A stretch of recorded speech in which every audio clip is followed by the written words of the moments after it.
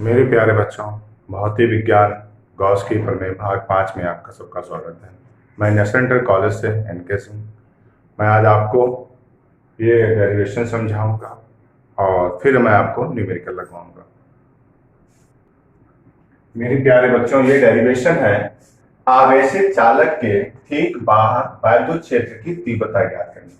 मान लिया कोई आपने एक आवेशित चालक प्लेट ले ली और इसके बाहर बिंदु P पर विद्युत क्षेत्र तीव्रता ज्ञात करनी है। वो कैसे ज्ञात करेंगे, ये आपको डेरिवेशन है, आती है पेपरों में 2 या 3 नंबर की आती है। तो आपको ये लिखना होगा, माना एक समतल, आप माना एक समतल प्लेट ले लेंगे और ये धन आवेशित है। चार्ज देखिए, ये धन आवेशित है। इसके 2 भाग हो जाते हैं, एक भाग और 2 भाग। एक भाग 2 भाग है। प्लेट के भीतर विद्युत क्षेत्र तीव्रता क्या होगी? 0 होगी। प्लेट के बाहर हमें बिंदु P पर विद्युत क्षेत्र तीव्रता ज्ञात करनी है। अब आप आएंगे, जो प्लेट है या चादर कह सकते हैं, आप इसमें कह सकते हैं चादर के यानी कि पृष्ठ 1 के लिए विद्युत क्षेत्र तीव्रता। तो इसके लिए फार्मूला बनेगा E बराबर, क्या बनेगा आपका? E बराबर सिग्मा, ऐसे देखें, ये सिग्मा अपान 2 एप्सिलॉन नॉट, ये भाग 1 के लिए होगा। ऐसे ही पृष्ठ 2 के लिए, दोनों आप ऐसे लिख लेंगे। तो इसको बोलेंगे E1 और इसको आप बोल देंगे E2। तो sigma upon 2 epsilon not E1 बा E2। अब देखिए यहां पर आपको लिखना पड़ेगा E1 व E2 दोनों तीव्रताएं जो हैं वो एक ही दिशा में, दोनों विद्युत क्षेत्र तीव्रताएं जो हैं वो दोनों विद्युत क्षेत्र तीव्रता एक ही दिशा में है। जब एक ही दिशा में है तो इनका परिणामी जो विद्युत क्षेत्र होगा वो दोनों का प्लस होगा। मतलब आप लिखेंगे E बराबर, खूब सरल है बच्चा, E1 प्लस E2। अब देखिए E1 आपके पास है sigma upon 2 epsilon not plus sigma upon 2 epsilon. इसमें जब आप एलसीएम लेंगे तो 2 एप्सिलॉन नॉट 1 क्या हो जाएंगे? 2 सिग्मा। तो 2 से 2 कैंसिल, तो डेरिवेशन आएगी E equal to sigma upon epsilon nought. ये डेरिवेशन आपकी क्लियर हो जाएगी। अब देखिए बच्चों, ये फार्मूले हैं, कुछ 5 फार्मूले भी मैंने लिखे हैं, और जरूरत पड़ेगी और कराएंगे। तो phi equal to E A cos theta, विद्युत फ्लक्स या E या क्षेत्र ज्ञात करने के फार्मूला होता है। फाई इक्वल टू एक और फार्मूला है, Q upon epsilon nought equal to, ये भी हो सकता है, और pi R square sigma upon epsilon nought. ऐसे विभवांतर के लिए 9 × 10 पावर 9 Q अपॉन R, ऐसे विद्युत क्षेत्र तीव्रता के लिए Q upon R square 9 × 10 power 9। V equal to mg/d, यहाँ पर घनत्व है, आवेश है। मैंने यहाँ पर ये चीज इसलिए लिख दी है, जैसे फाई से आप समझ जाए कि फाई क्या होता है, विद्युत फ्लक्स होता है। इसके जो मात्रक होते हैं, न्यूमेरिकल में मेन जो पॉइंट होते हैं, इन मात्रक से ही हम लोग कैच करते हैं कि ये कौन चीज है, क्या है। तो यहाँ पर अगर न्यूटन मीटर स्क्वायर पर कूलम कहीं पर लिखा है तो समझ लीजिए वो विद्युत फ्लक्स है। ऐसे कूलम अगर आगे मात्रक है तो ये तुम्हारे साथ आवेश होगा, और इसे क्यू से नोट करते हैं। ऐसे विद्युत क्षेत्र तीव्रता न्यूटन प्रति कूलम होगा तो ये विद्युत क्षेत्र तीव्रता होगी। 1 क्षेत्र पर मीटर स्क्वायर होता तो ये हो गया। तो ऐसे ही आपको ये पॉइंट बिल्कुल ही क्लियर करने हैं जो आपको समझ में आएंगे। देखिए बच्चों, क्वेश्चन नंबर 1 है जो तुम्हारे मित्तल की बुक है उसका। यदि 17.7 पीको कूलम आवेश के 10 सेंटीमीटर भुजा वाले घन के केंद्र पर रखा है, तो घन के प्रत्येक सतह से निकलने वाले विद्युत फ्लक्स की गणना कीजिए या मान ज्ञात कीजिए। देखिए यहां पर सबसे पहले आता है ये पॉइंट, ये पीको कूलम। तो आपको क्यू से नोट करना है 17.7, यहां पर लिखा है पीको। तो एक पीको में 10 की घात -12 होते हैं फैराड या कूलम, जो भी इसमें बनेंगे 10 की घात -12, और ये हो जाएगा कूलम।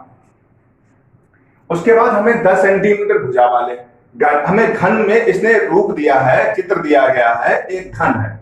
घन पर लग रहा है, और घन के प्रत्येक पृष्ठ यानी कि जो घन का पृष्ठ होगा उस पर हमें वैद्युत फ्लक्स ज्ञात करना है। तो देखिए बेटा, इसके लिए फार्मूला होगा phi equal to Q upon epsilon nought. Formula phi equal to Q upon. अब घन में कितने पृष्ठ होते हैं, इसने पूछा प्रत्येक पृष्ठ, ये पॉइंट समझिए। अब आपको पता है, आप छोटी क्लासों में पढ़ के आए हैं, घन में कितने पृष्ठ होते हैं, तो घन में 6 पृष्ठ होते हैं। इसने पॉइंट का प्रत्येक पृष्ठ पर, तो घन में कितने पृष्ठ हुए, तो फार्मूला तो होता है क्यू यानी कि phi equal to Q upon epsilon nought होता है। अब कितने पृष्ठ हुए, 6, तो यहां पर ये बटे में 6 पृष्ठ कर लिए जाएंगे। अब मान रख लीजिए, क्यू का मान है 17.7 गुणे 10 की घात -12 बटे 6। एप्सिलॉन नॉट का मान होता 8.85 इंटू 10 पावर -12। ये आपके पास घन के जो इसका जो एप्सिलॉन नॉट की वैल्यू जो होती है वो ये होती है। अब देखिए 10 की पावर -12, 10 की पावर -12 कैंसिल। यहां पर देखना इसको होगा, देखिए ये तुम्हारे पास 17 है, ये ध्यान रखना होगा, ये 17 और ये पॉइंट, अगर हम इसका पॉइंट यहां हटाते हैं, ये हटाते तो एक जीरो ऊपर आ जाएगा। अब हम लोग इसको काटेंगे, एक बार जाएगा और ये 2 बार जाएगा, 1770 885 2 बार चला जाएगा। 2 से काटेंगे, 2 एकन 2, 2 3 6, तो इसका जो आंसर आएगा वो 1/3। और इसका मात्रक आपका क्या होगा, देखिए मात्रक इसका न्यूटन मीटर स्क्वायर प्रति कूलम, इसका जो मात्रक है वो आप लिख देंगे और क्वेश्चन सॉल्व। अब बच्चों आप देखेंगे question number 2, 5I + 10J volt प्रति मीटर के एक समान वैद्युत क्षेत्र। यहां पर आपके पास ये क्या लिखा, वोल्ट पर मीटर, ये वैद्युत क्षेत्र हो गया। क्षेत्र 0.2J मीटर स्क्वायर, क्षेत्रफल के पृष्ठ मतलब पृष्ठ है, पृष्ठ पर वैद्युत फ्लक्स की गणना करिए। अब देखिए जो पॉइंट है, यहां पर ये जो पॉइंट आ रहा है ये E से संबंधित है, यानी कि वैद्युत क्षेत्र तीव्रता है E बराबर 5I + 10J। आगे चलेगा एक समान वैद्युत क्षेत्र। अब देखिए यहां पर मीटर स्क्वायर, हमने पहले बताया था कि क्वेश्चंस करने से पहले फार्मूले पर, मीटर स्क्वायर का मतलब है ये मात्रक है, ये समझ लीजिए हमारे पास क्षेत्रफल है, ए है 0.2J मीटर स्क्वायर, ये हमारे पास क्षेत्रफल है।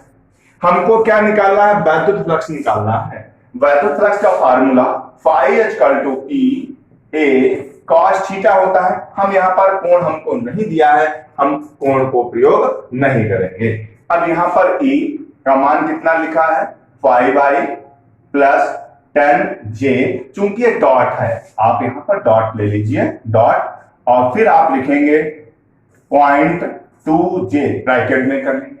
आप 10th फर्स्ट ईयर में जाएंगे, जब आपने वेक्टर्स वाला जो चैप्टर पढ़ा था उसमें I की गुणा I से करते हैं, J की गुणा J से करते हैं, K की गुणा K से की जाती है।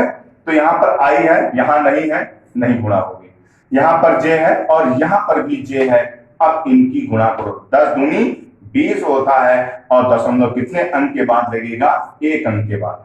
अब इसका मात्रक आप देखिए, इसका मात्रक आप इंग्लिश में लिखें और अच्छा रहेगा। देखिए n से हो गया न्यूटन, n से न्यूटन, और मीटर क्या होता है, न्यूटन मीटर स्क्वायर प्रति कूलम, न्यूटन मीटर स्क्वायर प्रति कूलम। ये इसका आंसर क्लियर हो जाएगा।